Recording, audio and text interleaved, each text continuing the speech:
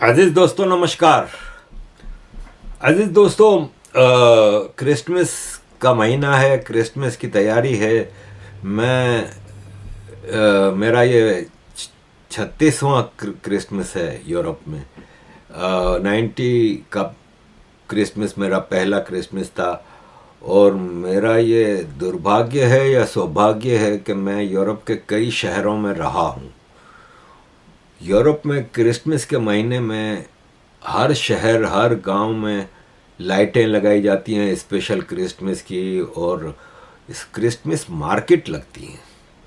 उन मार्केटों में बच्चों के झूले होते हैं, मुख्तलिफ स्टॉल्स होते हैं, स्पेशल खाने पीने की चीज़ें होती हैं, छोटी मोटी क्रिसमस के हवाले से चीज़ें बेचने की होती हैं, इंजॉयमेंट होता है। अक्सर ऐसी मार्केटों में कंसर्ट्स होते हैं छोटे छोटे, और बड़ा एक खूबसूरत माहौल होता है। मैं ब्रसल्स में कई साल रहा। ब्रसल्स की मार्केट इतनी खूबसूरत होती थी कि मैं आपको बता नहीं सकता। और वहाँ पे आइस स्केटिंग के रिंग लगते थे और कई चीज़ें होती थी। अब पिछले कुछ सालों से जो इन्वेडर्स आए हैं ना, उन्होंने कयामत ढा दी है। अब जैसे ब्रसल्स की ही बात लें तो ब्रसल्स की मार्केट का ये हाल है कि उसमें मेरे पास इतनी सारी वीडियो हैं कि मैं सारी वीडियो आपको दिखा नहीं सकता। कि ओपनिंग थी ना जिस दिन मार्केट की, ये मार्केटें नॉर्मली नवंबर से लगना शुरू हो जाती हैं, नवंबर के महीनों से, और एक महीने से ज़्यादा रहती हैं ये मार्केटें।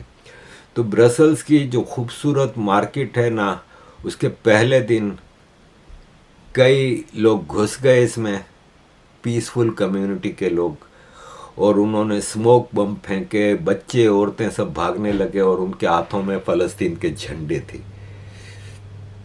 इसी तरह हर जगह पूरे यूरोप में ये हाल है कि लंदन की क्रिसमस मार्केट जो लगी तो हज़ारों मास्क वाले और बगैर मास्क के लोग घुस गए इसमें, गज़ा के प्ले कार्ड और गज़ा के झंडे लेके। पिछले 2-3 सालों से जर्मनी की क्रिसमस मार्केटों पर बाकायदा हमले हुए हैं। पिछले साल या इससे पिछले साल बाकायदा एक गाड़ी घुस गई अंदर और कई स्टॉल को तबाह किया और कई लोग वो हुए। तो वार्सो जो कि पोलैंड का कैपिटल है, पोलैंड में फिर इन्वेजन कम हुआ है और ना होने के बराबर है। पोलैंड स्टिल एक सिक्योर्ड वो है। तो उस जर्मनी की मार्केट की वो उन्होंने मिसाल सामने रखी। तो क्रिसमस मार्केटें जैसे ही इन्होंने लगाई, इसके चारों तरफ कंक्रीट के बड़े बड़े पत्थर रख दिए और घुसने के लिए सिर्फ इतनी जगह रखी कि एक आदमी खाली घुस सके या 2 आदमी घुस सकें, कोई गाड़ी ना घुस सके। खौफ का ये आलम है। जर्मनी के कई शहरों में इन्होंने क्रिसमस मार्केट बैन कर दी और बंद कर दी। अब ये पेरिस है। पेरिस में एक दुकान है जहाँ पे बाइबल और क्रिश्चियनिटी की किताबें मिलती थीं। उस पे हमला कर दिया मुसलमानों ने कि ये गलत है, आप कैसे ये किताबें बेच सकते हैं, ये इस्लामोफोबिया है। जबकि मैनचेस्टर में जो क्रिसमस मार्केट लगी, इसके अंदर इन्होंने एक अपना स्टॉल लगाया है जिसमें फ्री कुरान इंग्लिश लैंग्वेज में और हदीस और सुन्नत की किताबें इंग्लिश लैंग्वेज में वहाँ पे बेच रहे हैं क्रिसमस मार्केट में। तो क्रिश्चियनोफोबिया नहीं है। अजीज़ दोस्तों, इस तरह की बेशुमार मिसालें हैं जो मैं आपके सामने रखूं। ये एक छोटा सा मोहल्ले में भी लोग करते हैं ना, जश्न मनाते हैं। जैसे हमारे यहाँ गणेश उत्सव होता है या कुछ होता है तो गणपति जी की मूर्तियाँ लोग लगाते हैं मोहल्ले मोहल्ले में, ये वो। वहाँ पे एक आदमी ने तबाही मचा दी, उसको पूरा तबाह करने का वो क्या कि ये क्रिसमस ट्री क्यों लगाया है तुम लोगों ने इधर, इनका मुल्क है ये। तो अजीज दोस्तों देखें, ये जो खूबसूरत मार्केट है ना, ये हंगरी की मार्केट है। और वो हंगरी जिसके ऊपर इल्ज़ाम लग रहा है कि वो डिक्टेटर है, ओरबान उनका प्रेसिडेंट, और वहाँ पे मुसलमानों को नहीं लिया जा रहा, रेफ्यूजीज़ को नहीं आने दिया जा रहा, मुस्लिम रेफ्यूजीज़ को। तो देखें इनकी पब्लिक को इन्होंने कितना सेफ रखा है। ये मार्केटें जो ये वाली मार्केट जो हम देख रहे हैं, ऐसी मार्केटें पूरे यूरोप के शहर शहर गांव गांव में लगती हैं। मुझे याद है, मैं फ्रांस के नॉर्थ में एक शहर है आमिया, छोटा सा टाउन है, उसमें मैं रहता था। इतने से टाउन में इतनी खूबसूरत मार्केट लगती थी। मेरे 2 बच्चे थे, हम रोज़ शाम को उनको रेडी में डाल के जाते थे वहाँ पे, और पूरी मार्केट में घूमते थे और इन्जॉय करते थे। ऐसी मार्केटें हर जगह, मैंने एम्स्टर्डम की मार्केटें देखी हैं, मैंने रोटरडम की मार्केटें देखी हैं, जिनीवा की मार्केटें देखी हैं, मैड्रिड, लिस्बन और जर्मनी की भी मैंने मार्केट देखी है, फ्रैंकफर्ट की भी देखी है, डुसलडोर्फ की भी देखी है। इसके अलावा यूरोप के कई शहरों में मेरा आना जाना होता है और मैंने देखी है। या लंदन में इधर लगती है बिल्कुल मार्केट, कई जगहों पे लगती है, और सेंट्रल लंदन में बाकायदा खूबसूरत मार्केट लगती है। लेकिन सिक्योरिटी का ये आलम है कि वहाँ पे मुसलमान रेफ्यूजियों के लड़के घुस जाते हैं, लड़कियों के साथ बदतमीज़ी, बेइज्जती, हर तरह का काम ये लोग करते हैं। और ये है कि मतलब एक लिमिट क्रॉस कर दी है इन लोगों ने। ये एक औरत है, ये कह रही है कि क्रिसमस ट्री क्यों लगाया है, ये हराम है। तो तुम अपना हलाल लेने के लिए अपने मुल्कों में जाओ ना, यहाँ पे क्या लेने आए हो। तो अजीज़ दोस्तों, ये कहानियाँ आपको जगह जगह मिलेंगी यहाँ पे। और इनका साल में 2 त्यौहार होते हैं क्रिश्चियनों के, एक क्रिसमस होता है और एक ईस्टर होता है, और दोनों पे अब इनके ख़तरे बढ़ गए हैं। मुसलमान यहाँ पे ईदें भी मनाते हैं, ईद मिलादुन्नबी भी मनाते हैं, पूरे शहरों में जुलूस निकालते हैं। जिस तरह हिंदुस्तान में मुसलमानों के जो जुलूस निकलते हैं उन पे आज तक पत्थरबाजी नहीं हुई, उनको आज तक किसी ने नहीं छेड़ा, इसी तरह यहाँ भी कभी इनको तंग नहीं किया गया। मुहर्रम के जुलूस निकलते हैं, हर थोड़े दिन बाद कुछ ना कुछ होता है।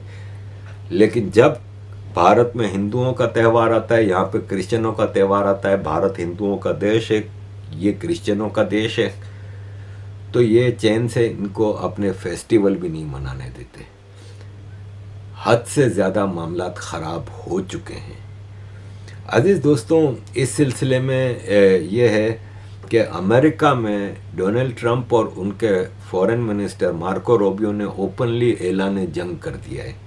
मार्को रूबियो ने कहा है कि रेडिकल इस्लाम है ना, उसने अपनी ख्वाहिशात है ना वो बता दी हैं कि ये खाली किसी एक इलाके को ऑक्यूपाई करना नहीं चाहते, बल्कि ये पूरी दुनिया को अपने कंट्रोल में लेना चाहते हैं। ये अपनी कैलिफेट बनाना चाहते हैं, यानी खिलाफत, और इसको एक्सपेंड करना चाहते हैं। ये रिवोल्यूशनरी है बाय नेचर, और ये जो इनकी मूवमेंट है ना, ये एक्सपेंड होती है और कंट्रोल करती है मोर एंड मोर टेरिटरीज और पीपल को, और ये पूरी दुनिया के लिए ख़तरा है। डोनाल्ड ट्रंप ने अभी बात की सोमालियंस के ऊपर। उसने कहा सोमालियन गार्बेज हैं और सोमालियंस को हम अमेरिका से निकाल देंगे। इल्हान उमर जो इनकी कांग्रेस वूमेन है, जो कि भारत के खिलाफ भी बहुत बकवास करती रहती है, अमेरिका के गोरों के खिलाफ भी बहुत बोलती है, ये भूल जाते हैं कि ये किस देश से आए हैं इधर। ये लोग फिर भी जो भी है कॉलोनियल ईरा का ले लें या आज भी इनकी जो पॉलिसीज हैं, कम से कम अपने मुल्क में ये सिविलाइज्ड लोग हैं। तुम लोग अपने मुल्क में कैसे हो, ये एक साहब हैं, इन्होंने पूरी डिटेल दी है कि सोमालियंस का क्या हाल है। तो इसने कहा कि सोमालिया की 49% पॉपुलेशन है ना, वो आपस में शादियां करके पैदा करते हैं बच्चे, यानी cousin marriages. Average IQ level है ना अमेरिका में, अगर 70 से नीचे है तो उसको डिसेबल बोलते हैं। सोमालिया का एवरेज आईक्यू लेवल 67 है। 88% सोमालियन लड़कियों की खतना हो चुकी होती है। ये इतना घिनौना काम है कि मैं आपको बता नहीं सकता। इसकी डिटेल में बताना नहीं चाह रहा कि क्या होता है वो। हालांकि खतना आदमी की तो सीधा सीधा सिंपल, कैसे औरत की क्या खतना होगी, लेकिन वो बस मैं बता नहीं सकता चीज़ें क्या है। दुनिया की सबसे ज़्यादा बच्चे पैदा करते हुए माओं की मौत होती है वो सोमालिया में होती है। सोमालिया में मेन बिजनेस जो है ना वो पायरेसी है। पायरेसी मतलब डाका डालना, खास तौर पे समंदर, क्योंकि वो ऐसी लोकेशन पे है कि सारे शिप वहाँ से गुजरते हैं तो शिपों को लूट लेते हैं। उनकी कोई सेंट्रल गवर्नमेंट है ही नहीं। 91 से मुख्तलिफ इलाकों पे मुख्तलिफ वॉरलॉर्ड्स रूल करते हैं। सिविल वार 4 डेकेड्स 40 साल से चल रही है आज तक। दुनिया का मोस्ट करप्ट कंट्री है। पिछले कई सालों से टॉप 3 करप्ट कंट्रीज में इनका नाम आता है। सोमालिया की 70% इनकम उन सोमालियंस के भेजे हुए पैसे पे चलती है जो बाहर रहते हैं। अमेरिका के इलाके मिनेसोटा में सबसे ज़्यादा सोमालियन पॉपुलेशन है सोमालिया से बाहर, और ये मिनेसोटा में बराक ओबामा ने भर भर के सोमाली आबाद किए थे। दुनिया में सबसे ज़्यादा बर्थ रेट है ना वो सोमालिया का है। 6.9 से 7.4 बच्चे पर वुमेन पैदा होते हैं। ओलंपिक की हिस्ट्री में सोमालिया ने आज तक कोई मेडल नहीं जीता, ना गोल्ड, ना सिल्वर, ना ब्रॉन्ज। सबसे बड़ी टेररिस्ट ऑर्गेनाइजेशन अल शबाब सोमालिया में पाई जाती है। दुनिया में अल शबाब सबसे अमीर टेररिस्ट ऑर्गेनाइजेशन भी है। अजीज दोस्तों, ये इन साहब की एक रिसर्च थी जिसको आप चैलेंज नहीं कर सकते क्योंकि फैक्ट्स एंड फिगर्स मौजूद हैं। मैं आपको मामूली मिसाल यहाँ लंदन की देता हूँ। मेरी आँखों का और बहुत मसला चल रहा है और सर में भी दर्द होता है, तो मैं डॉक्टर के पास गया। उसने मुझे रिफ़र किया ऑप्टिशियन के पास। तो मैं ऑप्टिशियन के पास गया ना, तो वो अच्छा खासा बड़ा उनका वो है स्टोर जिसमें डॉक्टर्स भी हैं, चेक असिस्टेंट्स भी हैं सारे। तो वेटिंग एरिया में 6 कुर्सियाँ रखी थी। तो मैं और मेरी वाइफ गए ना, तो एक कुर्सी पे एक सोमालियन औरत बैठी थी। उनका ड्रेस आप देखेंगे वही पूरा हिसाब किताब। इसके बच्चे की रेडी थी, वो साइड पे पड़ी थी। 3 बच्चे कुर्सियों पे अपनी अपनी जैकेटें रखे थे। एक ने अपनी छोटी स्कूटी पाँव से धक्के मार के स्कूटी वो कुर्सी के ऊपर रखी थी। 6 की 6 कुर्सियाँ उस औरत ने ऑक्यूपाई की हुई थी। वहाँ पे 2 बूढ़ी औरतें खड़ी थीं, वेट कर रही थीं। इनको इतनी शर्म नहीं कि वो अपने बच्चे क्या कर रहे थे, पूरे स्टोर में इधर जा रहे हैं उधर जा रहे हैं, चश्मे उठा रहे हैं, कुछ ये बैठी मोबाइल पे बात कर रही है। इतनी शर्म नहीं कि यार कुर्सियाँ ही खाली कर दो। कि लोग जहाँ आप इनको देखेंगे ना, अब सुपरमार्केट में एक औरत वही एक रेडी में बच्चा, 3 बच्चे पूरे स्टोर को वो कर रहे हैं। अब हम खड़े हैं काउंटर पे, इतना सारा है मामला कि तुम्हारे बच्चे भी हैं, रेडी भी है, सामान भी तुमने खरीदा है। तो सुकून से काउंटर पे चीज़ें रखो जो बेल्ट पे रखना होता है ताकि वो स्कैन कर करके और आगे थैली में भरो। ये क्या कर रही है, फ़ोन पे एक चीज़ उठाएगी यूँ, एक चीज़ उठाएगी यूँ, काउंटर वाली भी देख रही है और पीछे हम सब जो लाइन में लगे। तो इस तरह की हरकतें करके आप अपने लिए मोहब्बत नहीं कमा सकते। ये छोटी छोटी मैंने मिसालें दी हैं, बाकी क्राइम की बात ही अलग है। जो क्राइम करते हैं वो तो अलग ही है। ये मैंने आपको एक मिसाल दी है ना, उस पर मेरे ऊपर कोई इस्लामोफोबिया या वो ना लगाए, मैं रियलिटी बता रहा हूँ। आप आम आदमी के दिलों में यहाँ आने वाले मुसलमान हमदर्दी पैदा नहीं करते, आप अपने लिए नफरत ही पैदा करते हो। और दूसरे यहाँ पे कुछ मुसलमान जो कि शरीफाना तरीके से रहते हैं उनके लिए मुश्किलात पैदा कर रहे हो। ये है कि चीज़ें हद से ज़्यादा ख़राब हैं और ये चीज़ें अमेरिका में तो एड्रेस की जा रही हैं हाईएस्ट लेवल से, ट्रंप से लेके मार्को रूबियो तक। वहाँ पे बात तो की जा रही है, यहाँ तो बात करना भी गुनाह है। I sacrificed my life to secure this country's freedom and its freedom of speech, and now you arrest people for words while turning a blind eye to crimes committed by invaders. You are a disgrace to your uniform and you are an insult to mine.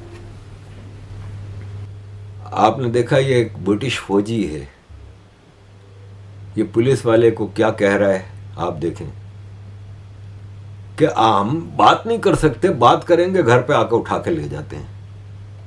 Freedom of speech कहाँ गई? ये UK है जो कि पूरी दुनिया में champion of freedom of speech था। कम से कम जो सच्चाई है वो हम बोल रहे हैं, कोई भड़का तो नहीं रहे किसी को। लेकिन हालात हद से ज़्यादा ख़राब हैं। और ये है कि इसमें साफ सी बात यह है कि भाई साहब इससे नुकसान किसी और का नहीं, इसी कम्युनिटी का होना है, क्योंकि हर चीज़ में बर्दाश्त की एक लिमिट होती है। Germany, Sweden, France, Belgium, Holland, Italy, UK सबसे ज़्यादा इफेक्टेड कंट्रीज हैं क्राइम के हवाले से। और सोशल क्राइम और हीनियस क्राइम दोनों में सुपरमार्केट से चीज़ें उठा के भाग के निकल जाना, ये तो छोटी मोटी चीज़ें हैं। जो छोटी सुपरमार्केट होती हैं, जो किसी एक फैमिली को ने रन करनी होती है, मियाँ माल लगा रहा है, बीवी काउंटर पर बैठी है, वो आएगा 5-6 चीज़ें लेगा, थैली में रखेगा, बगैर पेमेंट के निकल जाएगा, कौन पूछने वाला है? ये सारी चीज़ें देख के डर लगता है। आदिज दोस्तों, thank you very much for all your support. Kindly keep supporting. Which is barely a country, you know. They have no anything. They just run around killing each other. There's no structure. And when I see somebody like Ilhan Omar, who I don't know at all, but I always watch her for years. I've watched her complain about our Constitution, how she's being treated badly. Our Constitution, the United States of America, is a bad place. Hates everybody, hates Jewish people, hates everybody. And I think she's an incompetent person. She's a real terrible person. But when I watch what is happening in Minnesota, the land of 1,000 lakes, or however many lakes they have, they got a lot of lakes, but this beautiful place, and I see these people ripping it off, and now I'm understanding, and you're going to look at Tedesca, I hear they ripped off Somalians, ripped off that state for billions of dollars, billions, every year, billions of dollars, and they contribute nothing. The welfare is like 88%. They contribute nothing. I don't want them in our country, I'll be honest with you. Okay? Somebody would say, oh, that's not politically correct. I don't care. I don't want them in our country. Their country is no good for a reason. Their country stinks, and we don't want them in our country. I can say that about other countries too. I can say it about other countries too. We don't want them to hell. We have to rebuild our country. You know, our country's at a tipping point. We could go bad. We're at a tipping point.